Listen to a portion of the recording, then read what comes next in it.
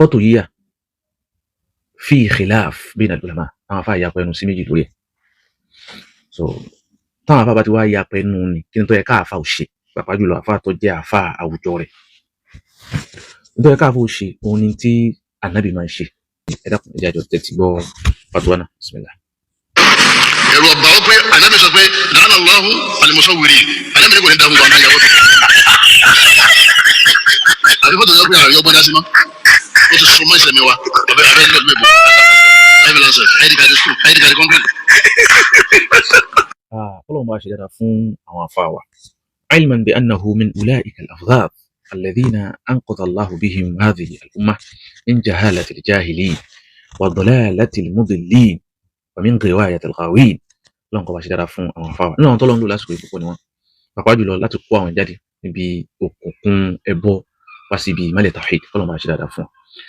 Náà ọ̀rọ̀ nípa fọ́tò síwájú kí n tó sọ̀rọ̀ nípa ẹ̀ ó ní pé ọ̀rọ̀ tí mo sọ ń pa àwọn dókítà níjọ́ ni mo rá àwọn kọ̀ọ̀kan tí wọ́n rọ̀ ní kọ́mẹ́ǹtì lórí ẹ̀.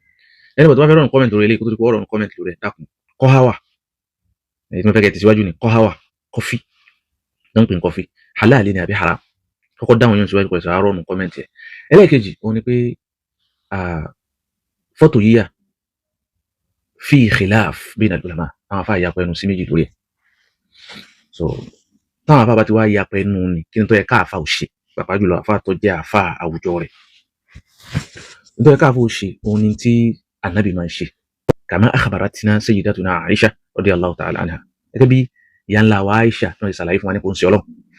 Wọ́n ní ànábì máa khuyyira bayna amrayn wọ́n fún ànábì ọlọ́run fún ànábì lẹ́sàsà láàrin nǹkan méjì pé tó bá wù ọ́nà múnú méjèèjì illa ikhtara rasulu sallallahu alayhi wa sallam aisara ètò ọrọ̀rùn jùmẹ̀ báwọn àjùmọ̀ ànábì ọmọ.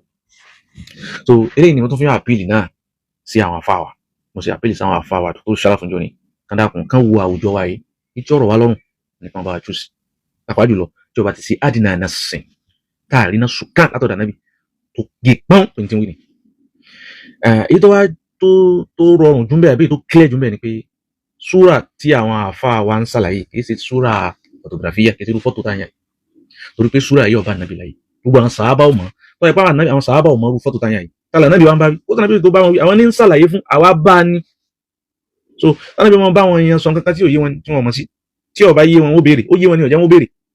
So kò sí fọ́tò láyà nàbì sallallahu alaihi wasallam so kì í ṣe irú fọ́tò yìí àfàwà so òun là nàbì wí sallallahu alaihi wasallam torí pé fún fọ́tò tá à ń sọ lé ní wọ́n invent ẹ̀ ní 1816 to 1826 tó bá jẹ́ 1816 ni so bí wọ́n ti wí so bí 210 years ago tó bá jẹ́ 1826 ni bẹ́ẹ̀ bí 200 years ago so anabi ti kú about 1500 years ago so kì í ṣe irú fọ́tò yìí so àwọn àdéhùn tó sì wá lórí ẹ̀ ó pọ̀ nínú ẹ̀ ní ashaddu an-nasi 'adhaban yawm al-qiyamah al-musawwirun ẹni tó pọ̀ jù níyà tí yà yóò lé kókó jù lálùkìyàmọ̀ wọn làwọn tí wọ́n ń ya nǹkan àwọn tí wọ́n ń ya nǹkan tí wọ́n ń ya so nínú àdéhùn mi tó tún clear rẹ̀ tó ṣàlàyé ẹ̀ onípe anabi la tadkhulu al-mala'ikatu baytan fihi kalbun màláíkà láàánú ò ní wọnú ilé kan tí ajá bá ń gbé bẹ̀ wà ní aw surata tamathil níbi tí clear aw surata tamathil aw suratu tamathil níbi àbí àwòrán èrè so kí wọ́n gbé nǹkan bí àwọn kíní àwọn Abíọ́lá tí wọ́n yá àwọn Awólọ́wọ̀ nǹkan ẹ mọ̀ rí wọn pé kí wọ́n gbá àwòrán ẹ̀sìn kíní kankan sínú ilé rẹ̀ kó gbẹ́ bí èèyàn